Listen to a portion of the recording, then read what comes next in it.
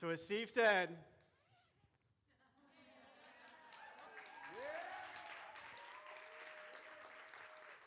it's true, I'm a referee. And it's funny, this presentation started not too far away from here in Brooklyn, New York.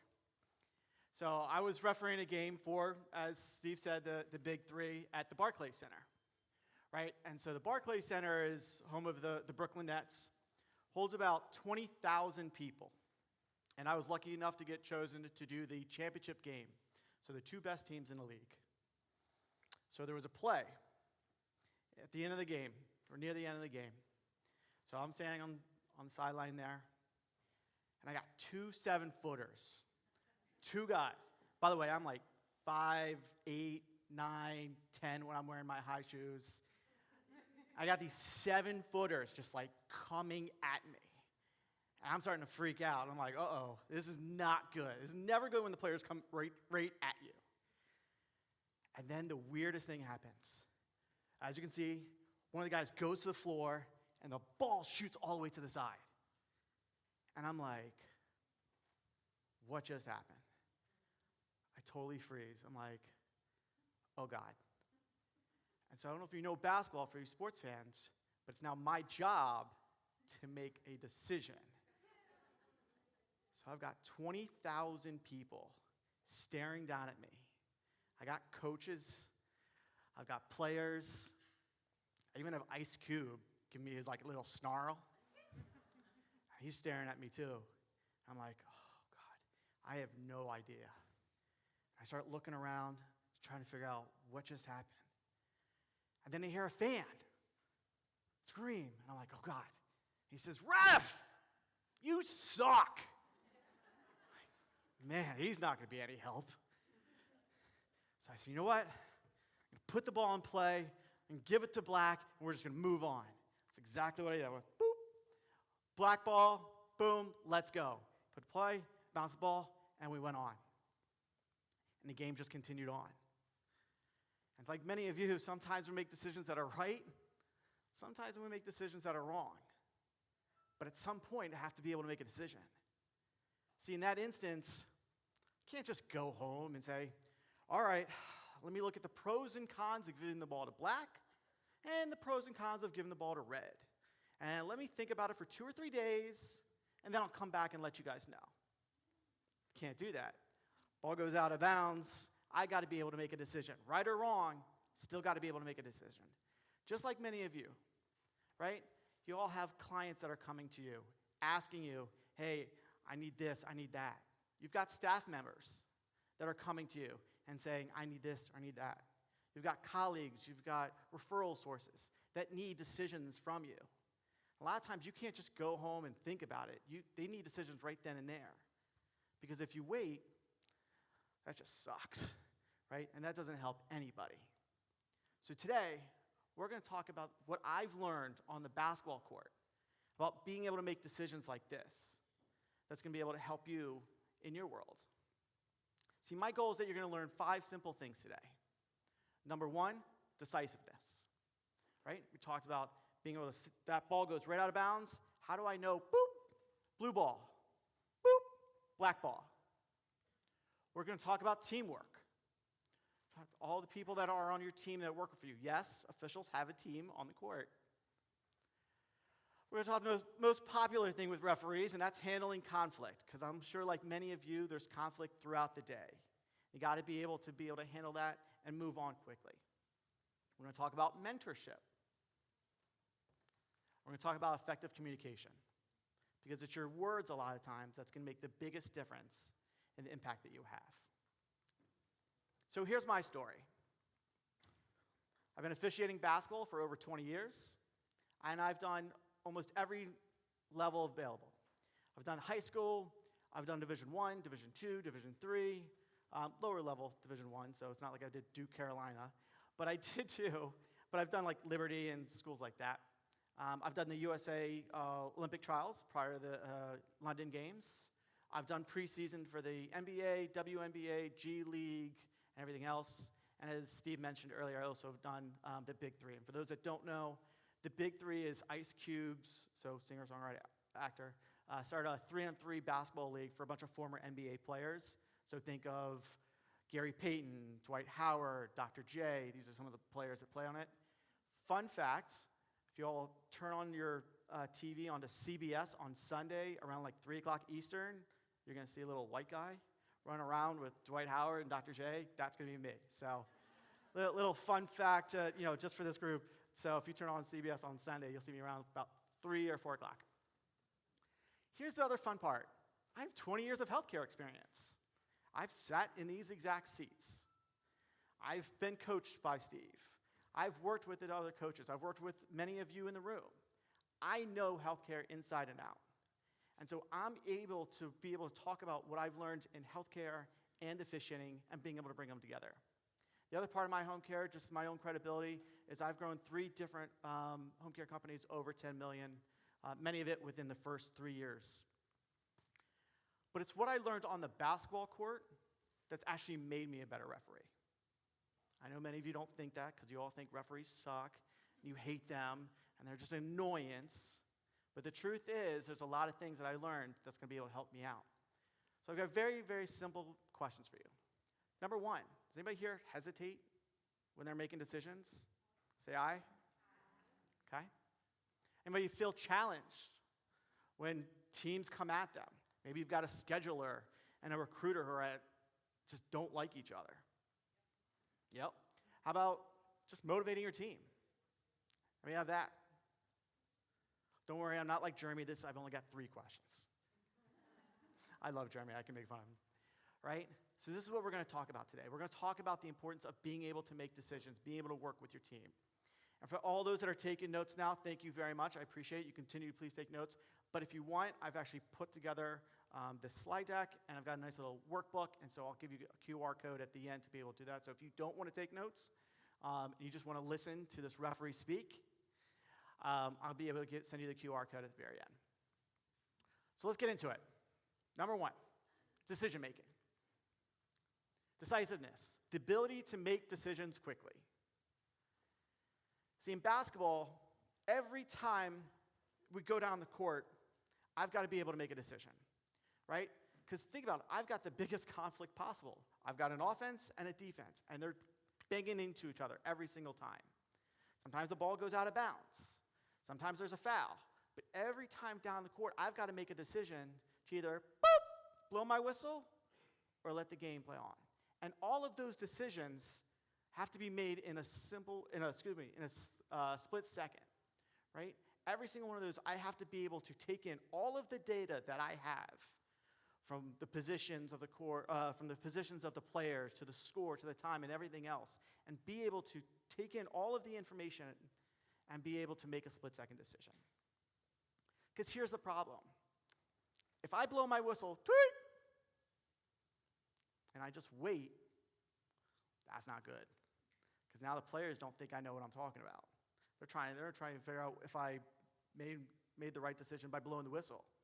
Some of them will even tell me, hey, blue ball or red ball. Yes, they think I try to cheat, but I don't.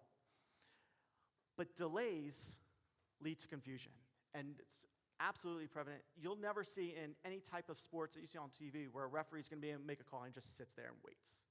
In baseball, they got to be able to split-second decisions. Football, they're making split-second decisions. And again, in basketball, because otherwise delays lead to confusions. So every time you're posed with a question, you've got to be able to say, do I have enough information to make a decision? Because if I don't make a decision, somebody's waiting on me. And here's the truth of the matter. Just like in basketball, if you can make the decision now, you can always adjust later. If I give the ball to the wrong team, then maybe next time down the court, I switch it up and I give it to the other team. Or I say, doo-doo-doo, my fault, my apologies, needs to be blue ball coming in, right? So, but either way, I need to be able to make a decision quickly, and then we can adjust later. If I called a foul on a player early in the game, and it was maybe a not-so-great foul, I can maybe adjust it later in the game or change it up later in the game. So most important thing is that you make that decision because you can always adjust later, right? Even if you sent the worst caregiver in the world to a family because you had to do that because the family's like, look, I need somebody. And you're like, I don't got nobody, but I got this one, right? You can always adjust later. But most important thing for that family and your colleagues and your staff is that you be able to make that decision quickly. So, and hopefully, knock on wood, this works. Your turn to make a decision. Ready? I'm going to show you a play. All right, let's see. I guess I should ask Steve. Where's the... Thank you. Okay. So, I'm going to show you going to play. And you're going to tell me, is the foul on green or is the foul on blue? Pretty easy, right? All right. Foul on blue, foul on green. Let's go. To 25, we go to the half.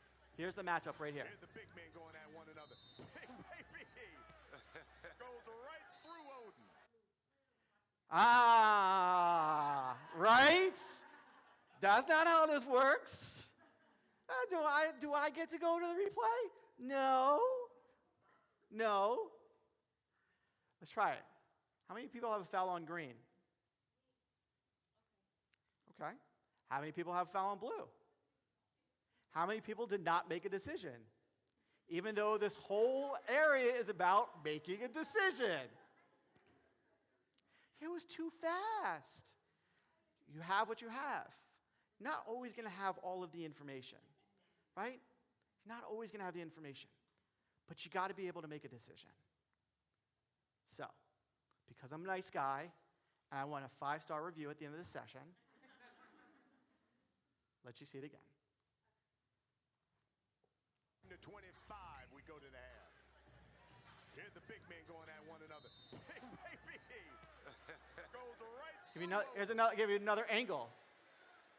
Just because I like you guys. Double tumble.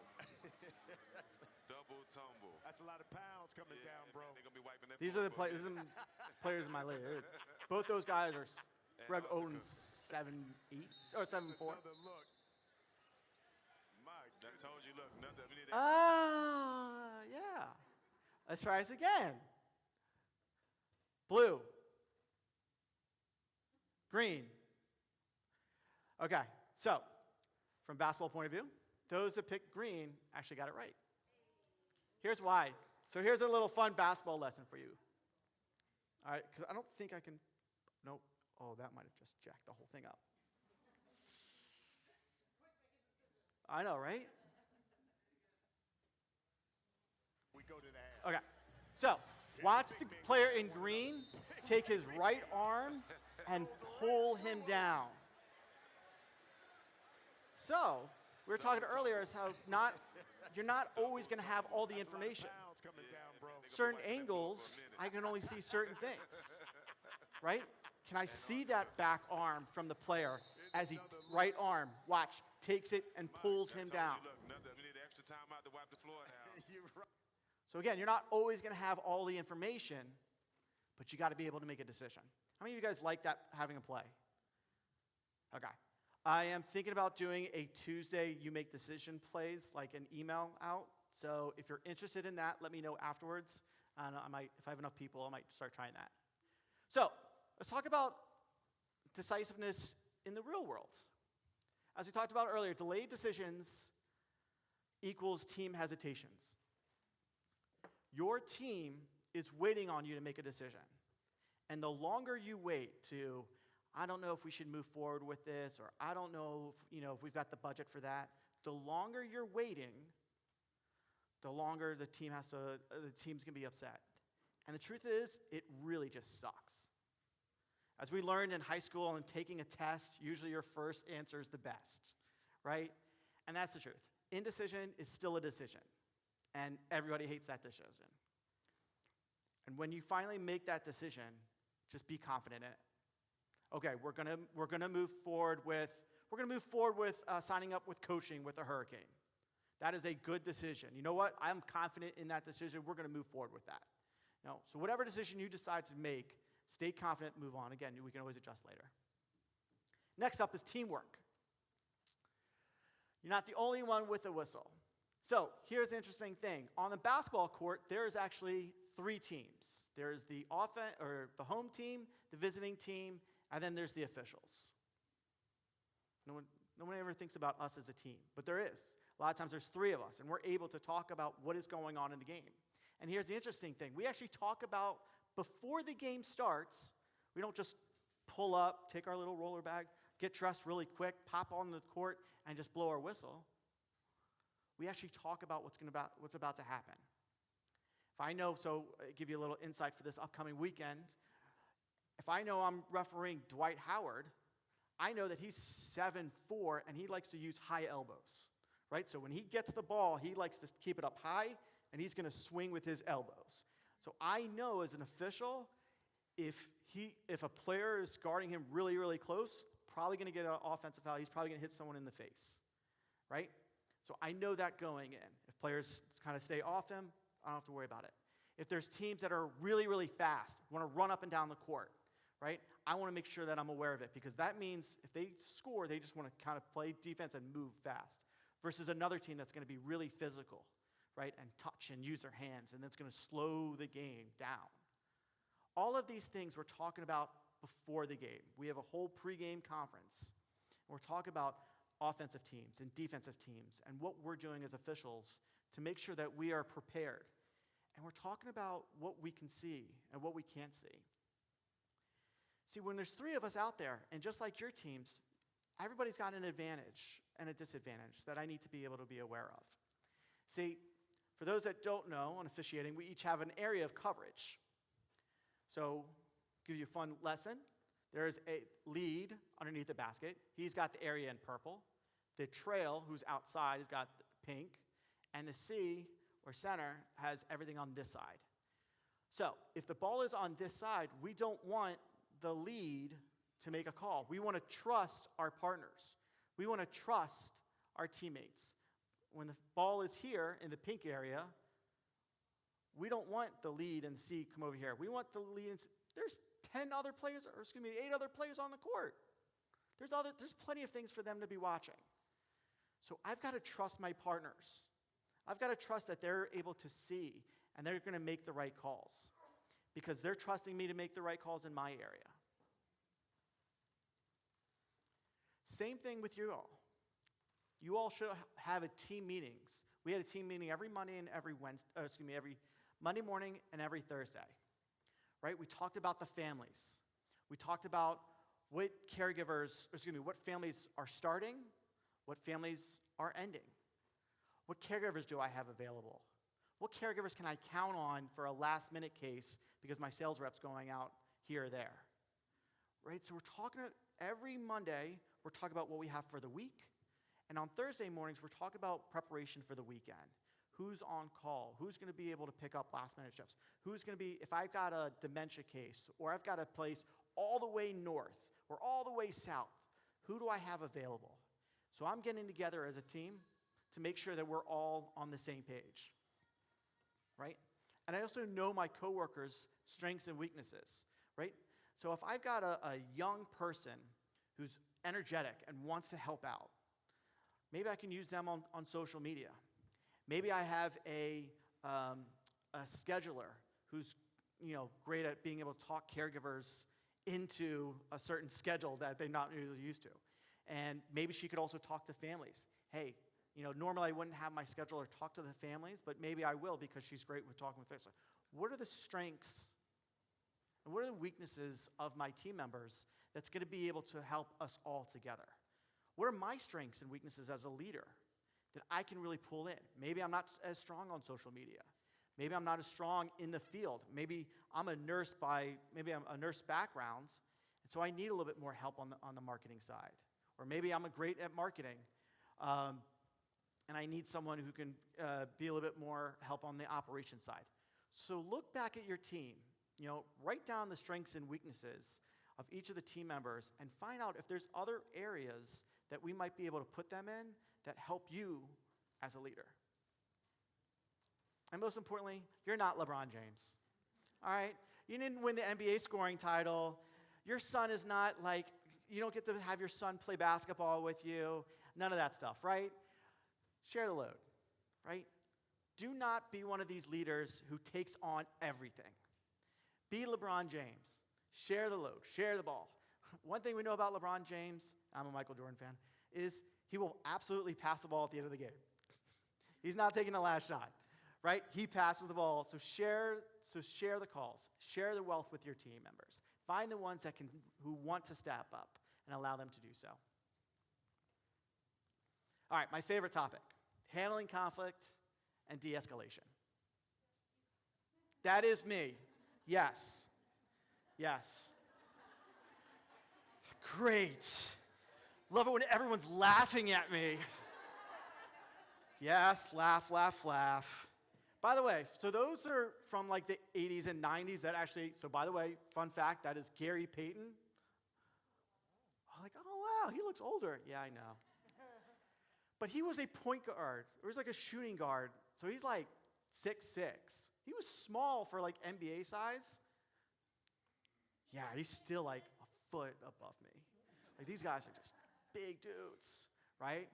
So, am I biting him? I know, right? It does look like I'm biting him a little bit. I'm not actually biting him. I'm actually trying to make sure that he doesn't punch anybody. Right? But truth of the matter is we all get into situations, we all get into conflicts where we've got to be able to make decisions. Some of them are right, some are wrong. So how many of you guys have had a conflict this week? 5 minutes ago. There we go. How many of you have had a conflict and you guys made a decision, and then after that decision, your own team members questioned your opinion? Your own team member's like, my owner does not, that marketer does not know what the hell she's talking about. I don't even know why she's opening her mouth. Have you guys had that? Raise your hand if you've made a decision and then immediately someone's questioning your ability to do so. Yeah. By the way, you now know what it's like to be a referee. Because every time I make a call, 50% of the crowd loves it and 50% of the crowd hates it. Every single time. I call a foul on the offense is upset. I call a foul on the defense is upset. I can't win. But be able to make that decision. So, every time I make a call, again, 50-50, half the crowd loves me, half the crowd hates me. The other important thing that I've learned is that it's really important to talk and walk with a purpose. What do I mean by that? You will never see a basketball referee say, okay, we got a foul here. I say, all right, guys. Okay, I can do this. Okay, foul on 12. Hold him and going out of bounds. You will never, ever see that. I'm telling you that right now. Instead, what do you see? You see most referees come with their head up, their shoulders back. And when they're presenting, it's shoulders and above, right? So it's white, 14 holds, 2 shots. My shoulders are back, my head is up, my voice not screaming, but I'm also in a lower voice, and my presentation is up high. When you're talking to your team, when you're walking their hallways, when you're doing whatever you're doing, how are you standing? What is your presence? Are you down and low? Or are you walking and talking with a purpose? Because this makes the total difference, right? Fouls on 11. Fouls on 11. Think, right? All this stuff makes a difference. Communication. Slow, loud, and in command. Again, I am not screaming at the top of my lungs. That doesn't work. I am slow. You didn't hear me also go, red 14, right? It's red. 14. Holds. 2 shots. Slow. Calm. I'm in control. I'm speaking. This is my time. More control, more confidence you're able to give off. When you're talking super fast, it comes off. And the other very important lesson I learned, this is on day 1 of officiating. By the way, if you don't write anything else down, write this simple statement down. Answer questions, not statements. Let me tell you how this works. If I've got a player screaming at me, I need to understand if they're asking me a question or a statement. Here's the difference. A statement I don't need to answer. A statement is, ref, he's holding me. Ref, there's 3 seconds. Ref, are you going to call? Ref, referee, he's kicking out his leg. Those are statements. I don't need to respond to that. Questions, on the other hand, I need to be able to respond to. Hey, ref, I need you to watch 34. He's holding me right here. Or, hey, can you watch 13? He's given his elbow when he moves. Those are questions. I can respond to questions. A statement, I don't need to respond to. Does that make sense? Yes? Okay. Now, I'm going to show you a play that you won't believe. But I'm going to show you this for 2 parts. First part is actually the foul, which my team gets right, and I'm actually in this game. As you come back for the second half, he's their leading scorer with 6. But what I want you to watch is watch the official. Hold, walk slowly. Is he running? No, slow, in control, presenting the whole time. 50% of the crowd loves me, 50% of the crowd doesn't love me. Oh, it gets better. This is the greatest clip in all of basketball. You're not going to believe what happens. By the way, talk about this. He is screaming. Do not allow people to scream at you. If you do, you get a technical foul. All right? Technical foul. He's shooting 1 for 2. Now, he is still complaining. You need to be able to handle conflict and situation. He is still complaining. That referee is slow and in control the entire time, right? His hands are up. He is still complaining, by the way. We're still here. So finally, if you keep complaining in a basketball game, what's going to happen? Gone. Thank you. Ejection. You are out of here. By the way, that's Ice Cube. For those who are wondering, that's the man. Loves basketball. Greatest dude ever. By the way, he's still complaining. Oh, it gets better. What happens next is something I have never seen in basketball, and if I told you, you wouldn't believe me, which is why I have the video clip. Okay? This has nothing to do with my presentation. This is pure entertainment for the next 20 seconds. He is now ejected. He is now leaving. But wait! I've got to go say hello to my friends. Hello, friends. You love me. I just got thrown out of a basketball game, but you love me. You know what? You love me so much, I'm going to give you my jersey. He's a nice guy. Nice guy. What if I told you he was not done undressing? No. That is his shorts. And they're fighting over it. That happens. There's video proof of that actually happening. If I would have told you a guy actually got 2 technical fouls, thrown out of the game, threw off his shirt, then took off his pants, and people fought over his pants, you'd be like, yeah, that never happened. I'd be like, it happens. I was there. My daughter still thinks that's like the greatest thing that ever happened. Okay, when we talk about conflict in your worlds, listen before you speak. So I was getting to, as I was saying earlier, we need to listen. Sometimes people just need to vent. Are they asking a question or are they making a statement? Listen before you speak.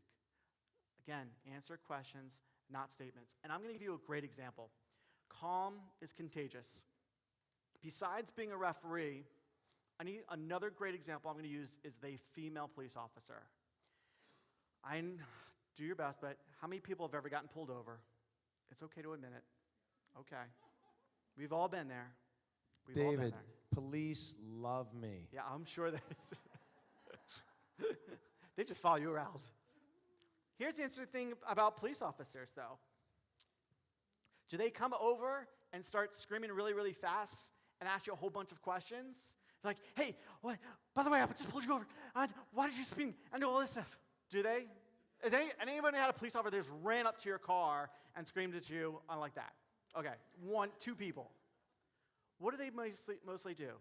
They walk over and they make a statement. License and registration. They're not asking you a question. They don't want to hear your story yet because they want to make sure you have a license and registration first. The reason I put a picture of a female officer on here is because this is the better example. Anybody have a female police officer is not coming over and using a high-pitched voice. Their voice is also low and calm, right? You don't have a female police officer going, hey guys, so do you know why I pulled you over? Right? No, that's not how it happens. Even a female police officer will come over, stop, low voice, license, registration, right? Calm is contagious. Calm is contagious. If you're calm, your team will be calm. Mentorship. I don't know why I picked the picture of Lisa Leslie screaming at me as my mentorship program, but we're going to go with it. The truth of the matter is you can't see everything. If I'm on a basketball court, I can't see everything that is out there. We have blind spots. We have to know what the blind spots are. Mentors help us see what we can't. A lot of the things I'm talking to you about today, I didn't know 10 years ago. I had mentors. I had NBA officials come to me and break down tape with me and show me the right way to do it. See, leadership is a team sport. It's important to be able to have the right people that are able to give you advice, who are able to be able to support you, who are able to say, hey, you know what? I think you need to work on your communication skills. Hey, you know what? In these types of situations, you need to be able to do this versus this. You need people to be able to say, you know what? These are your strengths and these are your weaknesses, because it's not always easy for us to be able to see it. But when you have a mentor and you have a coach and you have someone that's going to be able to advise you, that's going to make the biggest difference in the world. For those that are NBA basketball fans, this is one of my mentors, Scott Foster, NBA official, right? I've had some games where I sent him the videotape and we broke it down and he just destroyed me. He's like, I don't know what you're calling there. What are you looking over there? That guy should have yelled at your ass for that call. Totally broke me down. But I was able to learn. Having someone who's an NBA official and Game 7 finals, being able to say, hey, you need to take a step down so you can see a better angle. You need to slow down on your mechanics to show you're in control of what's going on. If you see two players are starting to get into it, you need to step in, right? Because the truth of the matter is, if I'm on a basketball court or I'm in a leadership position, we already said this, we all get booed. We do, it sucks, right? If you're in a leadership position, the truth of the matter is you're going to get booed. Because why? Everyone expects us to be perfect all the time. It's not possible. As a basketball referee, everyone expects me to make the right calls 100% of the times. In a leadership role, people are expecting you to be able to make the right decision every single time. The truth of the matter is that we're not perfect. But if we can find out where our discrepancies are, we can be able to work with it and be able to find it. Steve is one of my mentors, and he's out of the room, but I think I showed him the picture anyway. This is me at boot camp like 100 years ago. I've lost weight since then, haven't I? Do I look good? Yeah, I do. I got my muscles, I got everything. I'm trying to be like Steve. So, yes, have a mentor in the industry. Again, so I use Steve. Steve was one of my mentors. Nick has been one of my coaches. How many of you guys have some type of coach, either industry, out of the industry, with Hurricane, without? Somebody's watching you. Look around the room. Most people have some type of coach, some type of advisor that's helping them out. Leadership. Do you have a leadership mentor? So Hartman Advisors, a company I work with, helps with IT help, IT advising. So they actually provide IT leadership. And so where someone's able to kind of go in and support with your like cybersecurity and AI and stuff like that. So there are outside advisors that can help with certain areas. Mentors, coaches, advisors. You're not supposed to do this alone. The best leaders are coached. We just saw that. Everyone raised their hands. Because support is not a weakness. So the question is, who's in your corner? Who's reviewing your tape? Who's challenging your habits? Who's seeing the gaps in your leadership styles?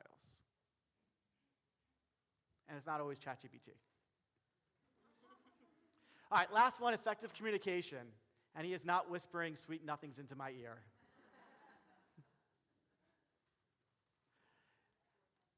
Effective communication for me means that I'm aware of the time, the score, and the situation.